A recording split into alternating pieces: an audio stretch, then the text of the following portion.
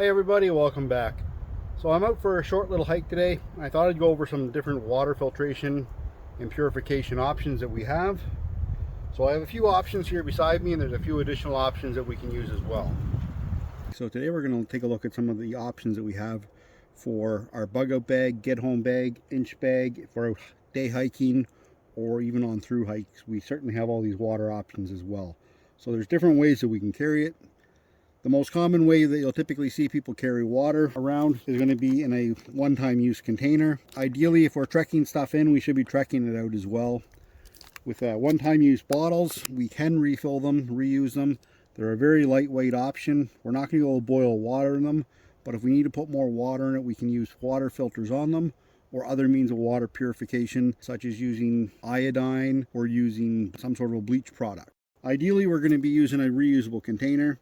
So the next type of container we're going to talk about is going to be a reusable plastic container. With a reusable plastic container, it's not going to affect the quality or the taste of our water at all. There is that possibility of microplastics being inside of our water with any kind of a plastic container whatsoever, whether that's reusable or a one-time use product. So that might be something that you want to keep in mind. The next type of container we'll take a look at is going to be a steel or an aluminum container. So for an example, inside my bag here, I'm going to have a single wall steel canteen. This is going to hold just a little bit over a liter. The nice thing about this style of a canteen, if you need to boil water, you're going to be able to easily boil that into a fire. You can do that on a stove or even on an open flame as well in a fire pit.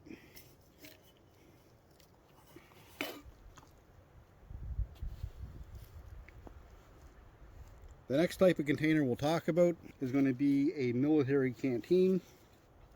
With a military canteen, it's going to be 1 quart of water. They'll come in different colors, but they're going to be all basically that canteen kidney shape that we have. Inside a military canteen, you're going to have a canteen cup typically, and potentially a canteen stove as well. So with a canteen stove, it's a small stick-fed stove. So it's going to be very easy to get a small fire going. That's going to be easy to contain and easy to put out as well. Now with this style of canteen, you can put filters on top of them. Typically what you're going to do is you're going to either boil the water or you'll use a water purification method if you're not dealing with clean water. The next type of water bottle we'll talk about is going to be a CamelBak. Now I personally really like CamelBak. However, not all CamelBak are created equal. So this CamelBak right here, I don't have the hose on it because it's drying at home right now. I do have a water filter on it. So I have an inline water filter so I can fill that up, drink right through the inline water filter, and then it's good to go. So ideally we're going to be putting clean water in that. That's going to be about 3 liters of water that's going to hold. It's going to allow us to hold a whole lot of water and not add a whole lot of additional weight on. So if we're going to be hiking a long distance or we're in an area where there's not a lot of water available, these are certainly really good options. The biggest downside I find with a CamelBak is with that water, a lot of the CamelBak leave a plasticky, rubbery taste. You can really taste microplastics inside of these in a lot of cases. I have a couple of them at home that don't do that. But as a general rule, a lot of these are going to have that plasticky kind of taste while you're using them. The other type of water container that we can have is going to be something like a Grail water filter. So this is going to be a bottled water filter. So as you go down the trail, it's going to allow you to put water inside of it, put it in the bottle, filter it, and then you're good to go. You can also use a pump style filter.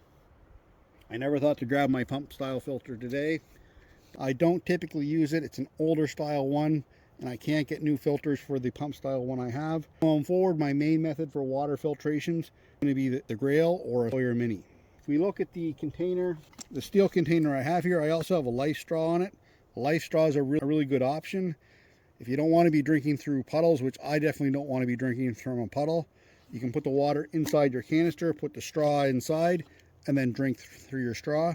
What you need to keep an eye out for with that, if you're doing that though, is that you don't cover the whole entire straw. inside that water. Otherwise, you're potentially going to be putting bacteria, protozoas, or other bad things into your system. Having clean water is extremely, extremely important. We want to make sure that we're not getting an upset stomach while we're on the trail and having to use the bathroom every 2 minutes because we've drinking something that we shouldn't. Container I didn't discuss would be containers that we find out in the wild.